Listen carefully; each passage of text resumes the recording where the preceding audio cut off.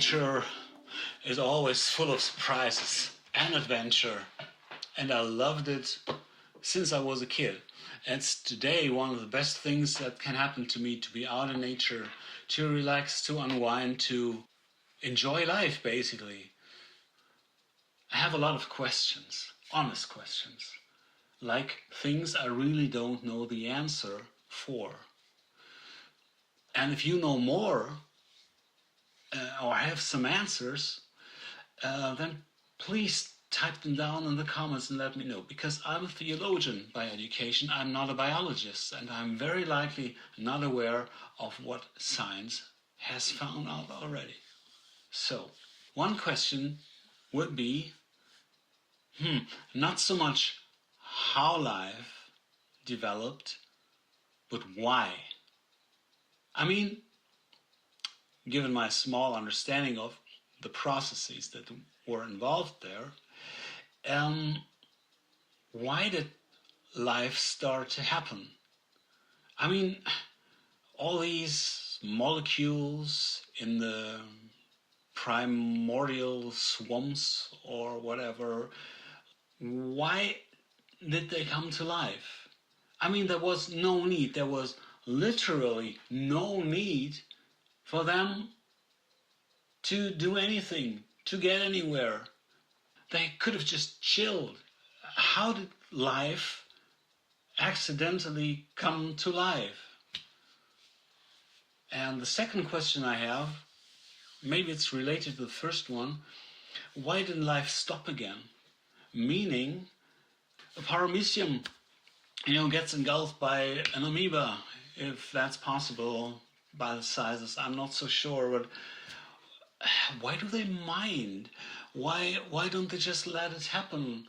Like, okay, I'm eaten halfway, so what? I mean, I have no purpose in life, I don't need to get anywhere really, so yeah, why not? So this is something I don't really understand how this is working. Maybe it's even a silly question, but hey, that's where I'm standing, so enlighten me. A third question that I'd really like to know and have found never to be discussed anywhere is, did life, when it came to life, did that only happen in one place? Like in this, 500 million years ago, or even longer, a billion? I don't know.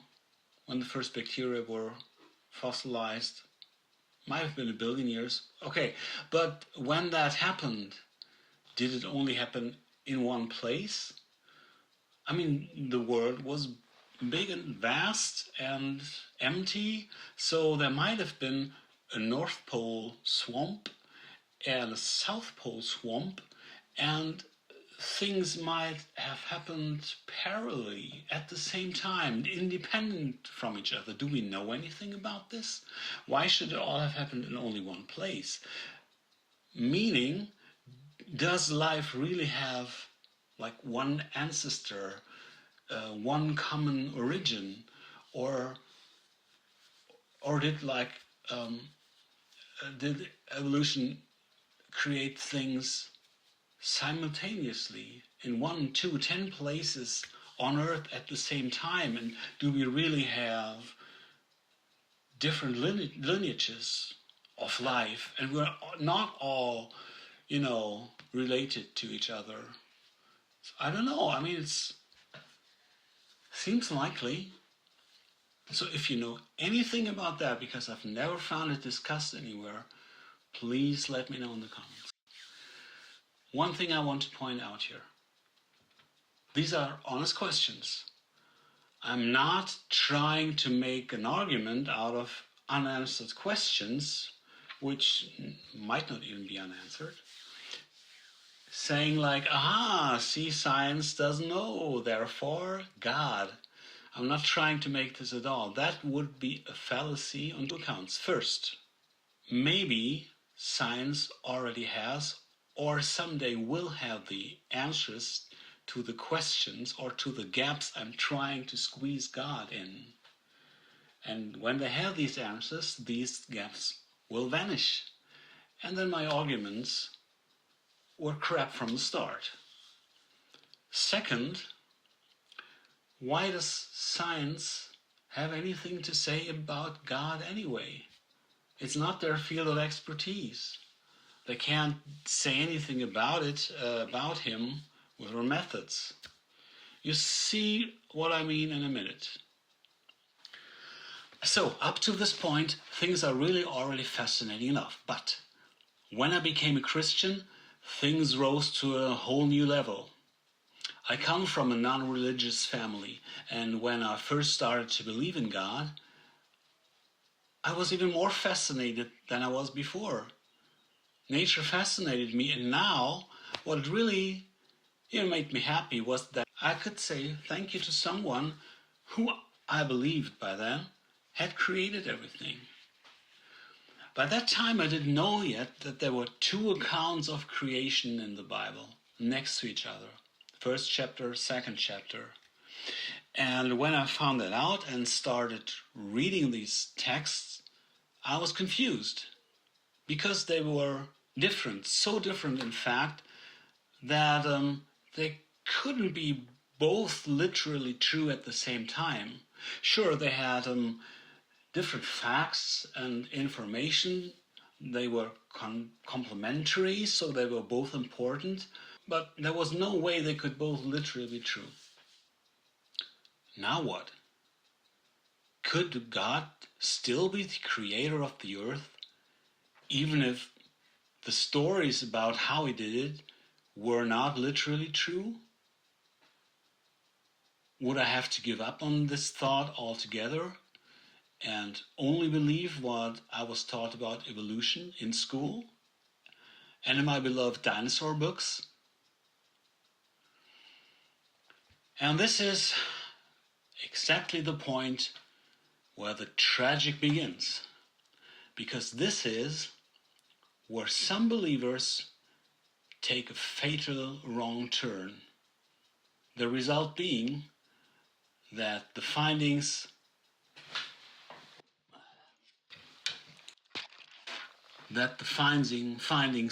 of evolution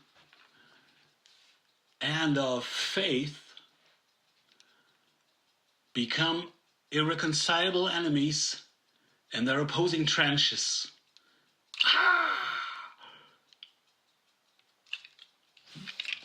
But they don't have to be. They can be friends. Let me show you how.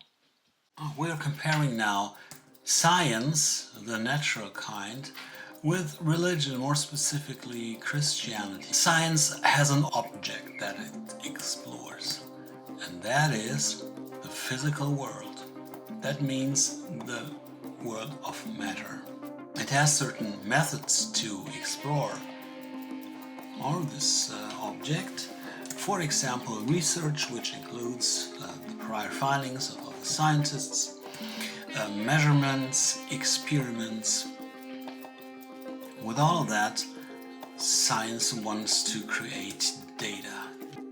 And the data is the things that want to be communicated. For that, science uses a certain type of language. It's descriptive, it is rational, and it's factual. In this way, the data is communicable.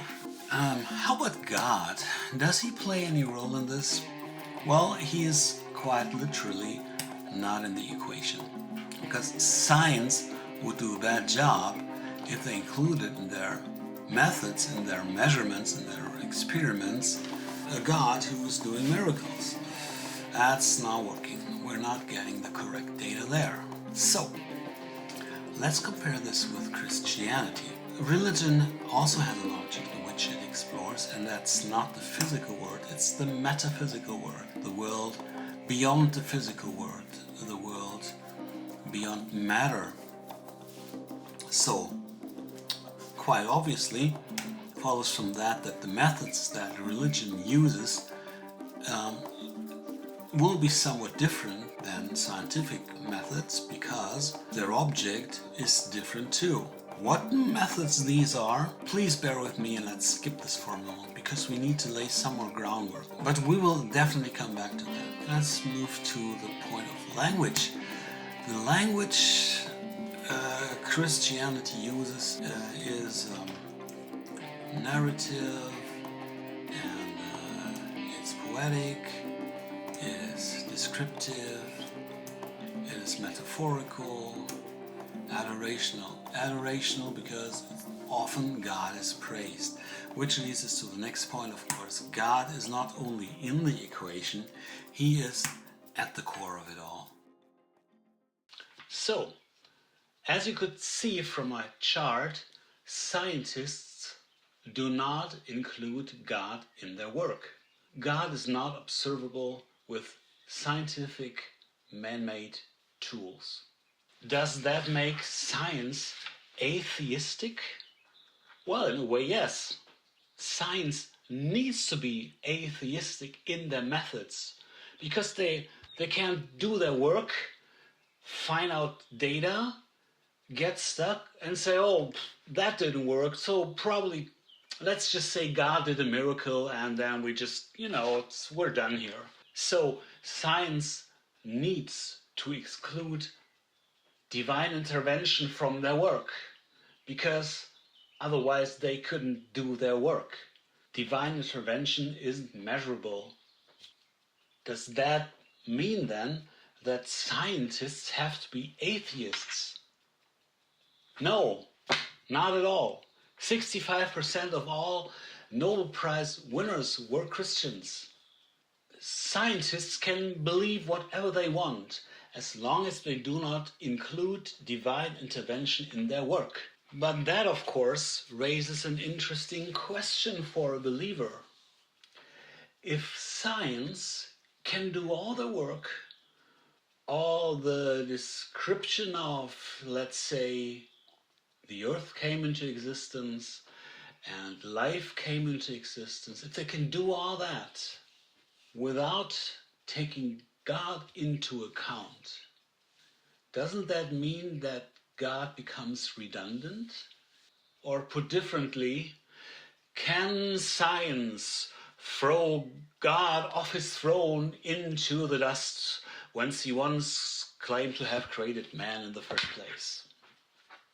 If the findings of science put you in a sort of cognitive dissonance, because then these images of dinosaurs roaming the earth and God creating the earth in 7 days are fighting inside your head, and your solution is either to lose your faith or deny science, you suffer unnecessarily.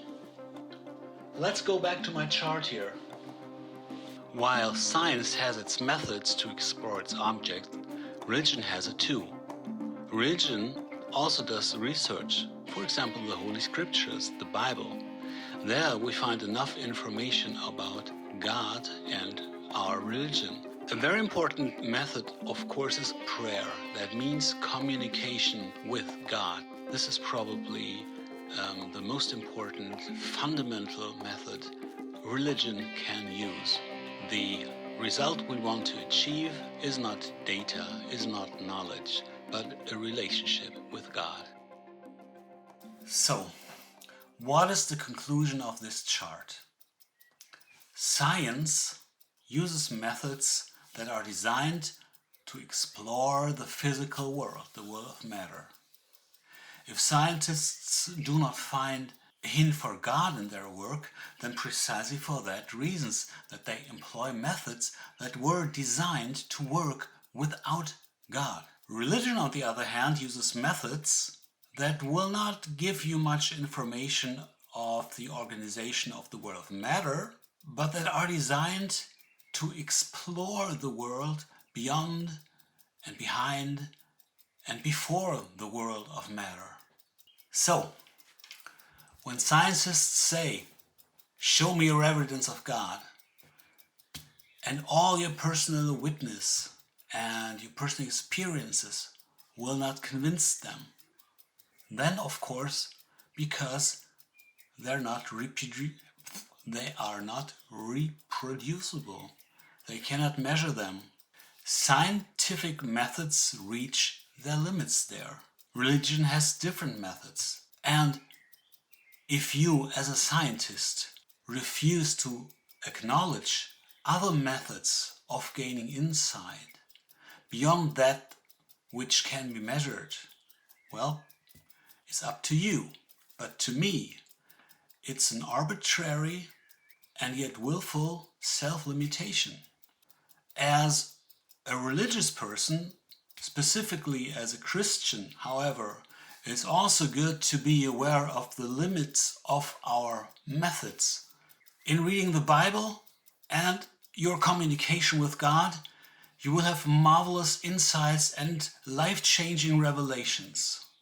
But don't use the Bible as an argument against the findings of science, because they can prove their data are right.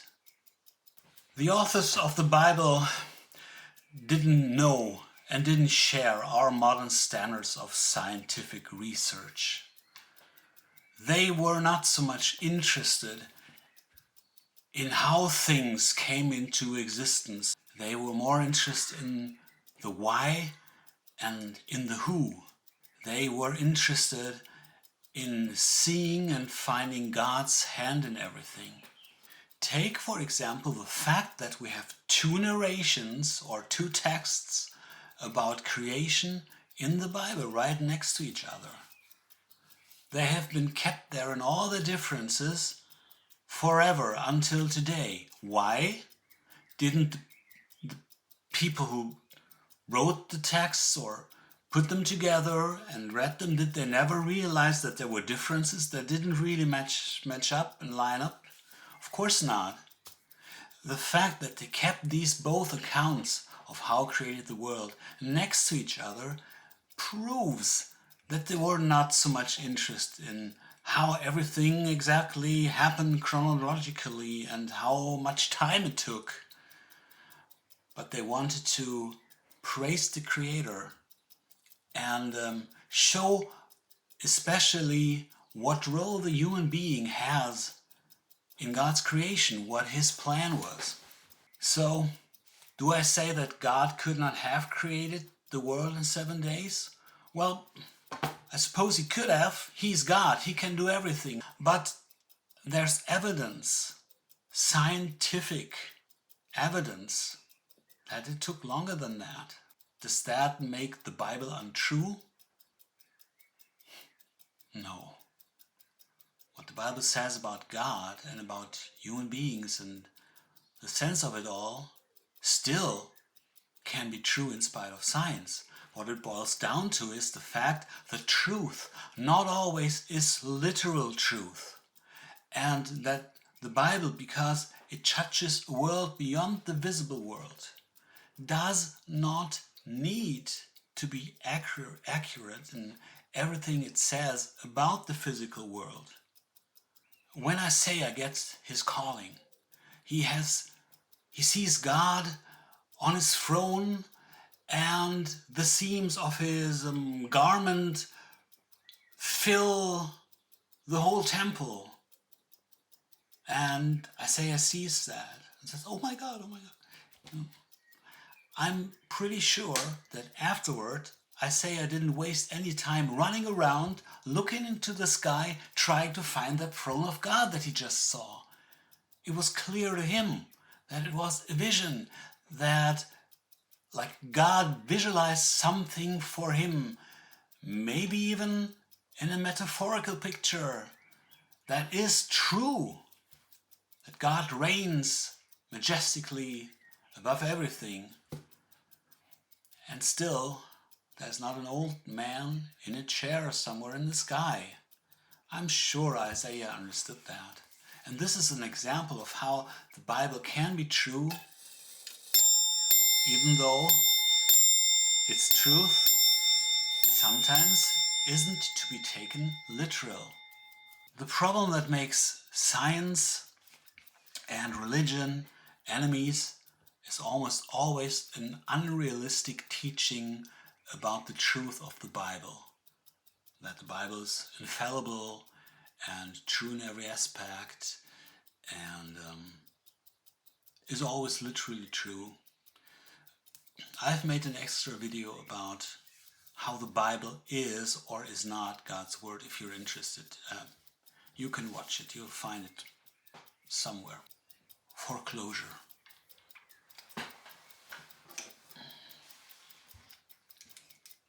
If you have wondered, this is Martin Luther, not your Martin Luther King. We had our Martin Luther as well, the German reformer of the 16th century, and he once said in his great catechism, like where he wanted to instruct Christians what their faith actually means, he wrote something quite interesting. He wrote, Ich glaube, dass Gott mich geschaffen hat, samt allen Kreaturen. Which is translated, I believe that God has created me together with all creatures. So, didn't Martin Luther know the facts of life, like his mommy and his daddy had something to do in, his creation? Well, of course he knew that. And in spite of that knowledge, he could see himself as God's creature, as someone who was intentionally created by God. That's not a scientific fact. He accepted that as a truth of faith. And so in this sentence, which I find very wise, you can see that two things can be true at the same time: the natural facts and the spiritual facts. Both views are complementary. They are not enemies. And that's it. We're done here. I'd love it if you could write me your comments, your critical questions, your praises. I'll answer as many as I can. Thank you.